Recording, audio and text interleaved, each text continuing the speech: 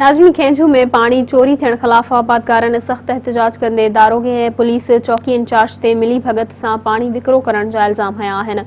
वधीक तफ़सीलनि लाइ पेश आहे अरबाब मंगरियो जी हीअ रिपोर्ट। नाज़रीन, बिल्कुल असीं चांडिया मोरी ते मौजूद आहियूं।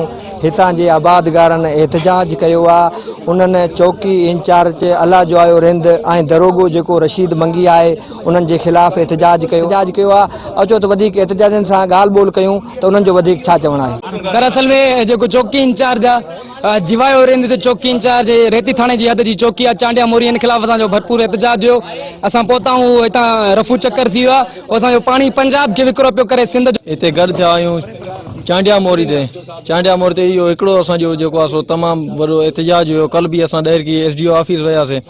हाणे बि असां हिते पहुताऊं अला जिवायो रिंद ऐं जेको दारू आहे हितां जो इहे मिली भगत सां 80% पाणी जेको बि आहे चांडिया मोरी खां सॼो पंजाब जी तरफ़ वञे थो। जेको डंडी जो इलाइक़ो आहे टिलू बंगला इन्हनि सॼनि खे फ़रोख़्त कनि था, वेचनि था पिया। फी कलाक जेको आहे सो 1000 रुपए जे हिसाब सां असां रिक्वेस्ट कयूं था। थेड़वा जा आहियूं, फ़कीर मैनर जा बि आहियूं, ॿई असांखे लॻनि था। हा, न पाणी असांखे हिन टाइम ताईं अॼु न पहुतो आहे। पाणी जेको आहे हे गैर कानूनी पखा हलनि था, रिश्वत वठी गैर कानूनी पंजाब खे पाणी सिंध जो ॾियनि था। इहो ऑफिसर जेके आहिनि असां नाजाइज़ी कई वेठा। असांजो इहो मुतालबो आहे त असांखे राहे मौला राहे रसूल असांजो जेको हक़ जो पाणी आहे उहो असांखे ऑफिसर ॾेई वञनि।